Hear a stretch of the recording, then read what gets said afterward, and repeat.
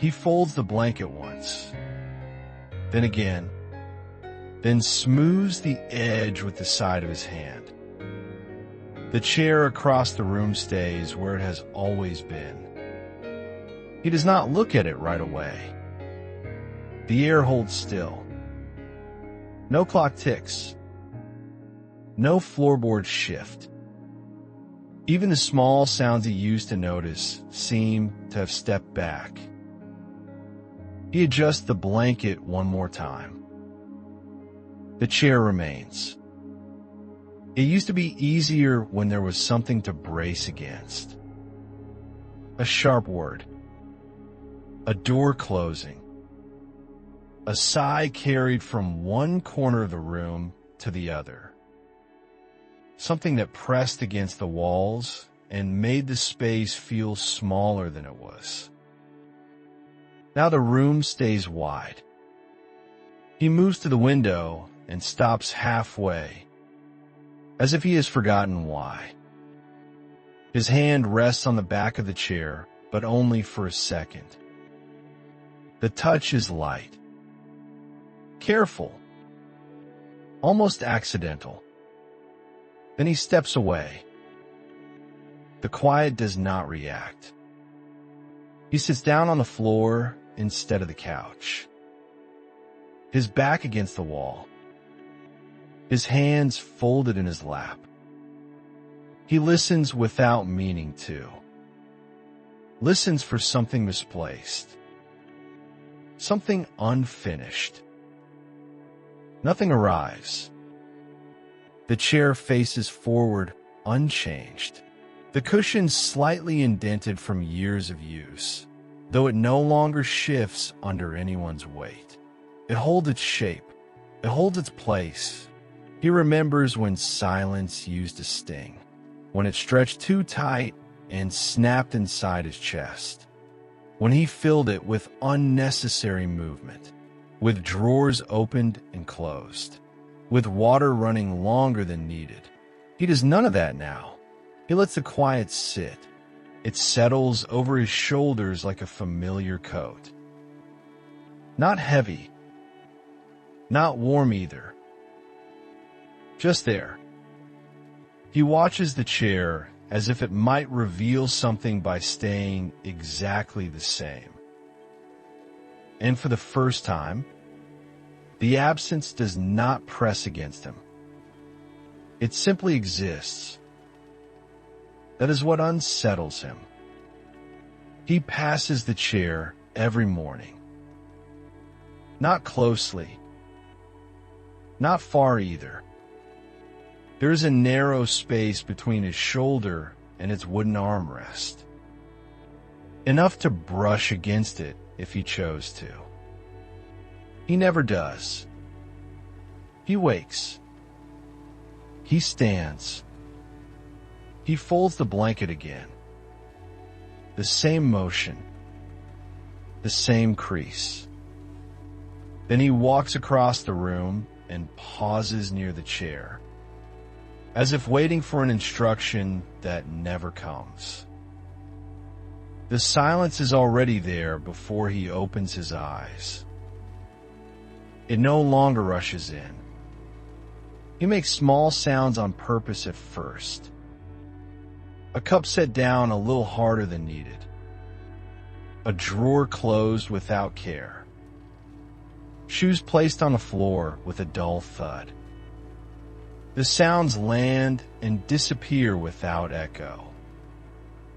The chair does not respond. He used to glance at it quickly, then look away, as if eye contact could cause something to shift. Now, he lets his eyes rest on it longer. The fabric. The straight back. The space beneath the seat where dust gathers in a thin, even line. Nothing in him tightens anymore. In the afternoon, he sits across from it on the couch, not facing directly, slightly angled, as if conversation might still be possible if neither of them acknowledged it. He waits there sometimes, not for a voice, just for the old discomfort. It does not come. Evenings move slower.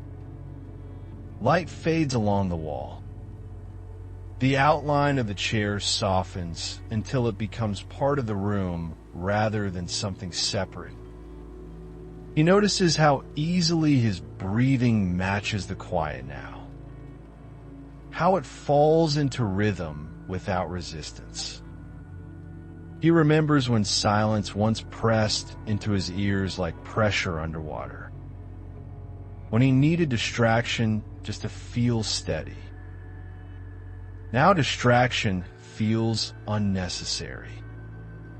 He walks past the chair before bed and rests his hand on the back for a moment longer than before. There is no flinch, no surge. The stillness remains smooth. That is when he begins to understand something has changed. Not in the room, in him. He stands in front of the chair longer than usual, not touching it, just close enough to feel the space between them. The room is quiet in the same steady way. No tension in it, no edges. The air does not press. It does not wait. He studies the chair as if searching for something misplaced. There was a time when he avoided standing here. He would move quickly past it, eyes lowered, steps deliberate, as if distance could protect him from whatever might rise up. Now his feet stay planted. His hands hang loosely at his sides.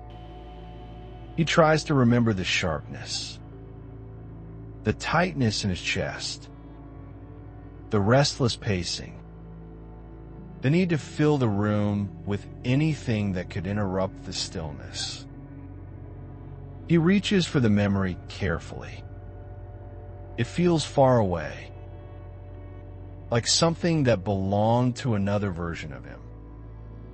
He lowers himself into the couch across from the chair and leans forward, elbows on his knees. The position is familiar. He has sat like this many times before, waiting, bracing, but there is nothing to brace for. He listens for the old ache. It does not arrive. Instead, there is a smooth emptiness, even, unbroken. He wonders when it softened. He cannot find the moment. There was no decision, no clear shift, no single evening when the silence stopped hurting. It must have thinned slowly, gradually, the way light fades without anyone noticing the exact second it turns to dark. He stands again, and this time rests both hands on the back of the chair. The wood is cool, solid, unchanged. He waits for something to stir beneath his palms. A memory strong enough to pull him back into discomfort. A trace of the old resistance. Nothing rises. His breathing remains steady.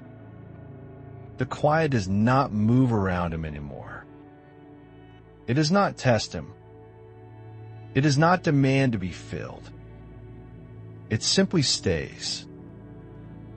And he realizes the sharpness he once feared is gone. Not because the silence changed, because he no longer feels it the same way. That absence of pain sits heavier than the pain ever did. He leaves the chair where it is, He no longer circles around it. In the mornings, he walks past without slowing. In the afternoons, he sits across from it without adjusting his angle. At night, he turns off the light and lets its outline dissolve into the dark without looking back. The room keeps its shape. The silence keeps its place. He stops testing himself. There's no more standing too close just to see if something will tighten in his chest. No more resting his hand on the back of the chair to measure what remains. He already knows. The sharpness is gone. What stays is flatter than that. Calmer. Almost practical. He begins to move differently in the space. He leaves a book open on the table. He lets a glass sit where he finished it. Small signs of living without correction, without anticipation. The chair does not demand anything from him.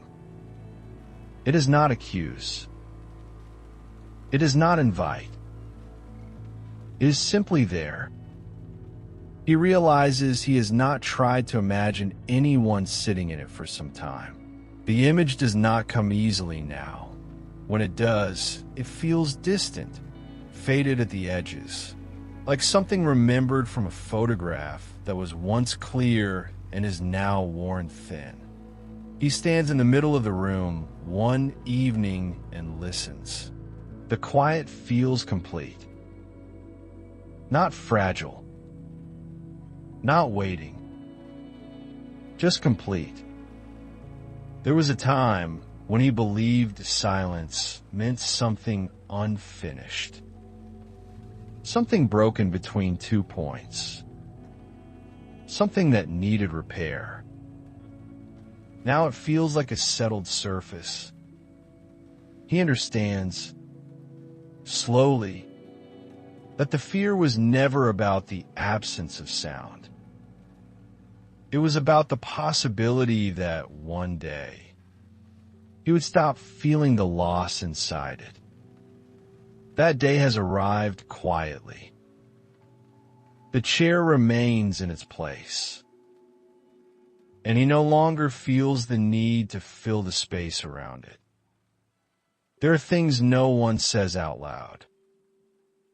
Not because there's nothing to say, but because saying it might change everything. If this story feels familiar, perhaps you understand it better than most.